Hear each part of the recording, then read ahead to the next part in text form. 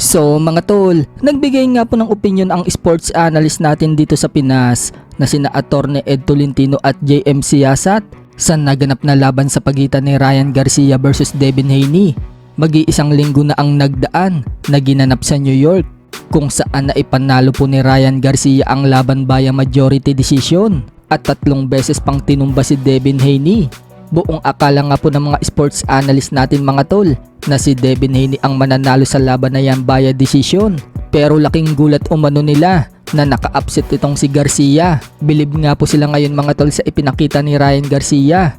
Paliwanag ni Attorney Ed Tolentino mga tol, nag-improve daw itong si Garcia. Kung dati kasi mga tol, naghihintay lang daw ito sa kalaban bago ibato ang left hook niya. Pero sa laban daw kay Devin Haney, gumagamit na daw ng jab si Garcia bago ibato ang left hook.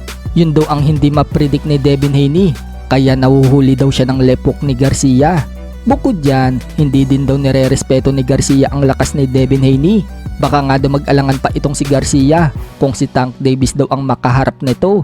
Pero pagdating daw kay Devin Haney, tama daw yung sinabi ni Ernie Baron, may knowledge pero walang power.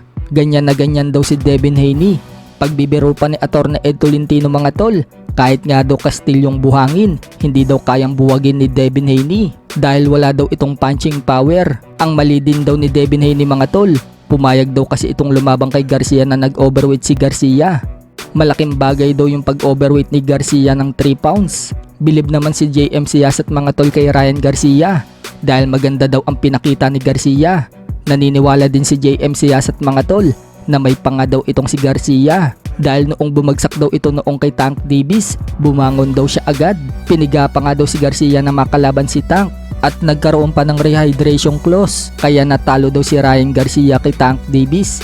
Pero nanghihinayang naman si JM Siasat mga tol dahil hindi nakuha ni Ryan Garcia ang titulo ni Devin Haney dahil sa pag-overweight. Sayang nga daw mga tol, world champion na daw dapat si Ryan Garcia ngayon. Sa kabilang banda naman mga tol, tuloy na nga pong kakasuhan si Errol Spence Jr. ng dati niyang head trainer na si Derek James na ngayon trainer na ni Ryan Garcia. Ayon sa report mga tol, nagfile na umano ng kaso itong si Derek James. Kaya po kinasuhan si Spence mga tol dahil sa kulang ang binayad ni Spence kay Derek James noong laban ni Spence kay Crawford. Ayon pa sa report mga tol, $350,000 lang umano ang natanggap ni Derek James na dapat umano 10% ang makukuha nito kay Spence. $25 million daw ang kinita ni Spence sa laban, kaya dapat ang bayad kay Derek James aabot ng $2.5 million.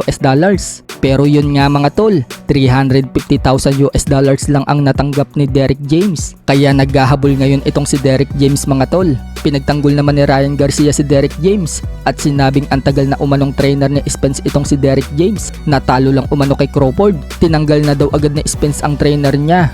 Kaya banat ngayon ni Garcia mga tol, maglaban na lang daw sila ni Spence. Sa kabilang banda naman mga tol, Luis Nery, pinakita ang malaking ka-sparring. Parang gustong ipahiwatig po ni Luis Nery dyan mga tol na kaya niyang tumanggap ng malakas na suntok dahil sa anlaki pala ng nakaka-sparring niya. Banat pa ni Luis Nery mga tol sa caption, darating na daw ang pagbagsak.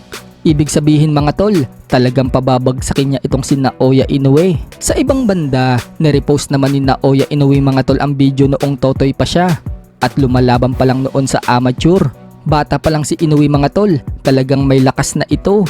Makikita kasi sa video mga tol na nasaktan niya ang kalaban niya at nabilangan ng referee. Trainer nga din po ni Naoya Inoue dyan ang tatay niyang si Shingo Inoue. Kaya mula noon, si Shingo Inoue na talaga ang humubog dito kay Naoya Inoue. Sa ibang balita naman mga tol, Canelo Alvarez, kondisyon na. Nagpakita nga po siya ng malalakas na suntok.